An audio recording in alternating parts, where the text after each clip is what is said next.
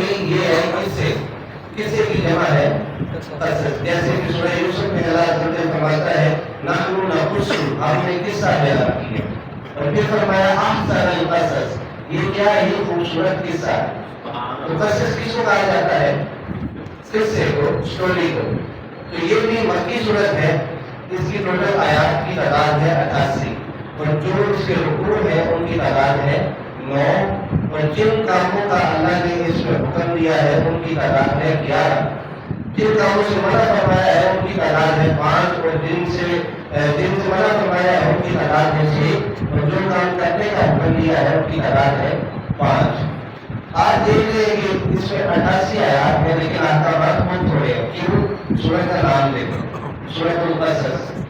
اور اس میں اللہ عز و جل نے زیادہ تر پچھلی امتوں کے احوال، حضرت موسیٰ کی پیدائش سے لے کر دریا میں ڈالا گیا، پھر آپ آپ ان کے اینڈ تک سارا واقعہ آپ اس میں 3-4 رستوں میں لگاتار ان کا ذکر ہوتا رہا. تو اللہ عز و جل نے پہلے ان کی پیدائش کا ذکر فرمایا کہ اے موسیٰ جب تم پیدا ہوئے تو ہم نے تمہاری ماں کو الہام کیا. کیا الہام کیا؟ وہ آپ جانتے ہیں کہ فرعون کو بتایا گیا تھا کہ تمہارے اس قوم میں ایک ایسا بچہ پیدا ہوگا جو تمہارا تختہ پلٹ دے گا. تو اس نے اس قوم سے اپنا جو احاطہ تھا جہاں پر اس کی حکومت تھی، اس نے تقریباً 22 لاکھ سے زائد بچے ذبح کروائے. کتنا بڑا اس نے ظلم کیا. وہ کیا کہتا تھا اللہ ربکم الاعلی. اور رب کی صفت کیا ہوتی ہے؟ رب تو رحمان ہوتا ہے، رحیم ہوتا ہے. اور یہ اپنے آپ کو رب کہنے والا جو کہ تھا بالکل نہیں. مثال میں یہ دینی چاہیے، اپنے آپ کو رب کہنے والا اپنے ہی حکومت میں دورے حکومت میں اتنے بچوں کو ذبح کروا صرف اس قوم سے کہ ان میں کوئی میرا مخالف پیدا کرا. بہرحال جب حضرت موسیٰ کی پیدائش ہوئی تو آپ کی والدہ کو اللہ عز و جل نے الہام فرمایا. پہلے تو حکم ہوا کہ ان کو تندور میں چھپا دو. وفارس کا نور، قرآن میں تندور کا لفظ آیا، وفارس کا نور، تندور کا آ جاتا ہے. ابھی تندور میں چھپایا گیا. وہ فوج آئی، انہوں نے آ کر گھر کی تلاشی لی تو آپ نہ ملے. پھر جب وہ لوٹ گئے اللہ کا حکم تھا نہیں تو تلاشی کرنے سے کیا چیز نہیں ملتی. وہ واپس چلے گئے تو پھر اللہ عز و جل نے آپ کی والدہ کو الہام فرمایا کہ اس کو ایک ٹوکری میں ڈال کر دریا میں بہا. ہمارا تو دل نہیں کرتا کہ چھوٹے سے بچے کو دریا میں بہائے، لیکن اللہ کا حکم ہے. اللہ کے حکم پر عمل تو کرنا ہے، چاہے جتنا مسجد مشکل ہو. ہم تو مسجد کی طرف نہیں جاتے نماز کے لیے. تو آپ دیکھیے حضرت ابراہیم اپنے چھوٹے سے بچے کو اس کی گردن پر چلی رہتی ہے، اللہ کا حکم ہے کہ ذبح کرنا ہے. حضرت موسیٰ کو ان کی والدہ نے دریا میں پھینک دیا. بعد جب ان کو دریا میں ڈالا وہ ٹوکری سمیت اللہ کے حکم سے، کیونکہ اللہ کے نبیوں پر تو اللہ آگ کر کے مار دیتا ہے، یہ تو پھر پانی کی موت ہے. اللہ نے ان کو کوئی بھی نقصان پہنچائے بغیر وہ دریا گزرتا تھا فرعون کے محل کے اندر سے. تو فرعون کی جو بیوی تھی اس کی لوڈیاں تھی وہ وہاں پر کپڑے دھو رہی ہے، وہ غسل کر رہی ہے، اسنان کر رہی ہے. جب وہ وہاں سے گزرے تو انہوں نے دیکھا اب جو فرعون کی جو بیوی تھی وہ بے اولاد ہے. اس نے دیکھے تو ملے میں کیا ہے، دیکھا وہ بچہ ہے اور اتنا خوبصورت بچہ. فرعون نے کہا کہ اس کو لا تقتلوا، اس کو قتل نہ کرو بلکہ میں اس کو پالنا چاہتی ہوں، اس کی پرورش کرنا چاہتی ہوں. اور فرعون ڈر گیا کہ کہیں یہی وہ بچہ نہ ہو. اس حال کے تو اس کی بیوی نے کہا میں اس کی ایسی تربیت کروں گی کہ تمہارا فرما بردار بنے گا، تمہارا مخالف نہیں بنے گا. بہرحال وہ وقت گزرا جب آپ جوان ہوئے تو ظاہر ہے ایک بادشاہ ہے، اس کے زیر اثر کافی لوگ کام کرتے ہیں، غلام ہوتے ہیں، مزدور ہوتے ہیں. تو ان مزدوروں میں ایک اسرائیلی تھا اور ایک قبطی تھا. ان دونوں کی آپس میں جھڑپ ہوئی تو حضرت موسیٰ نے وہ قبطی کو اسرائیلی کا ساتھ دیتے ہوئے وہ قبطی کے ساتھ ان کی جھڑپ ہوئی تو اس کو قتل کر دیا انجانے. اس کی جان چلی گئی. تو اب آپ کو ارادہ یہ کہ میں یہاں سے چلا جاتا ہوں مدین کی طرف. مدین ایک وادی کا نام ہے، اس طرف چلا جاتا ہوں تاکہ مجھے خوف ہے کہ مجھے یہ قتل نہ کر دیں سزا کے طور پر. چلے گئے، رستے میں ایک کنواں آیا.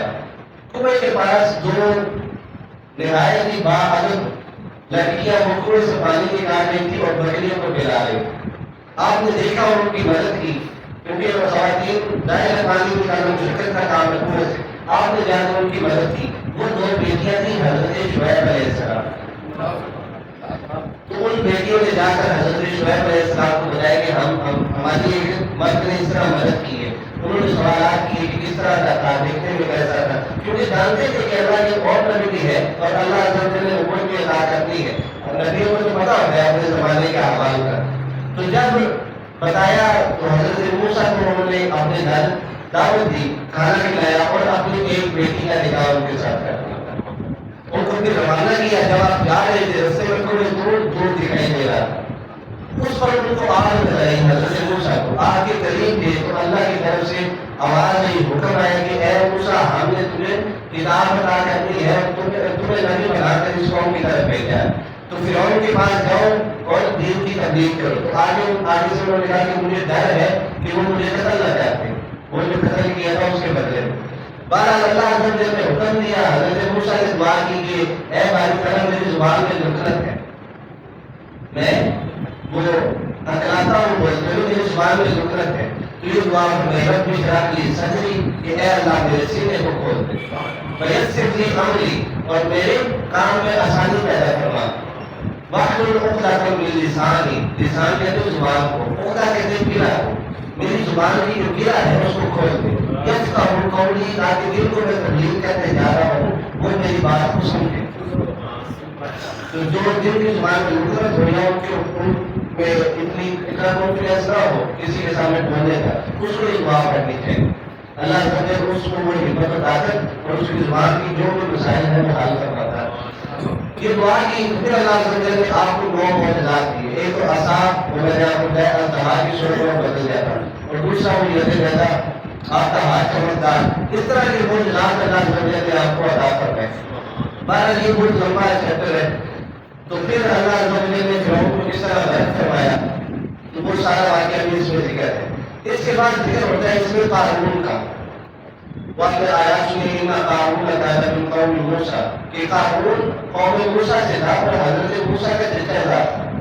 اس کو اللہ نے اتنا خزانہ عطا فرمایا تھا قارون کو کہ اس کے جہاں خزانے تھے، جن محلات میں اس کے خزانے تھے، ان خزانوں کے دروازوں کی جو چابیاں، وہ چابیاں اونٹوں پر لاتی جاتی اور اونٹوں کی پوری اعتماد قافلے کی صورت میں گزرتی۔ اتنا خزانہ اللہ نے اس کو عطا کیا۔ یہ اللہ سے دعا کرتا ہے کہ موسیٰ کے پاس کچھ نہیں ہے، نبوت تو مجھے ملنی چاہیے، میرے پاس مال ہے، لیکن یہ مغرور تھا۔ اللہ تعالیٰ نے اس کا بھی اور اس کو ایسا اللہ نے غرق فرمایا کہ آج تک اس کے خزانے میں سے ایک سونے کا سکہ بھی کسی کو نہیں ملا۔ اس سے پہلے کے جو لوگ ہیں فرعون ہے، نمرود، ان کے خزانے مل گئے، ان کی باقیات مل گئی، قوم عاد، ثمود، حضرت نوح کی کشتی کا پتہ چل گیا، لیکن اس کے خزانے سے ایک بھی سکہ نہیں ملا۔ کیوں؟ کیونکہ اس کے خزانے کو اللہ تعالیٰ نے عذاب کا شکار بنایا۔ آپ دیکھیں آج کل اس کے پیچھے سائنسدان بھی پاگل ہے، طرح طرح کی فلمیں اس پر بنا رہی ہیں گولڈن سٹی کے نام سے کہ ہم گولڈن سٹی کی تلاش کر رہے ہیں، انڈیا میں بھی بنائی جا رہی ہے، امریکہ میں بھی، یہ سارے کے سارے گولڈن سٹی کہتے ہیں اس شہر کو کہ جو فرعون کا خزانہ بھی چھوٹا نہیں تھا، خزانہ اتنی بڑی کوانٹٹی میں تھا کہ جب وہ غرق ہوا اس کو پورے شہر کا نام دیا ہے۔ اللہ نے اس کے ساتھ یہ سلوک فرمایا۔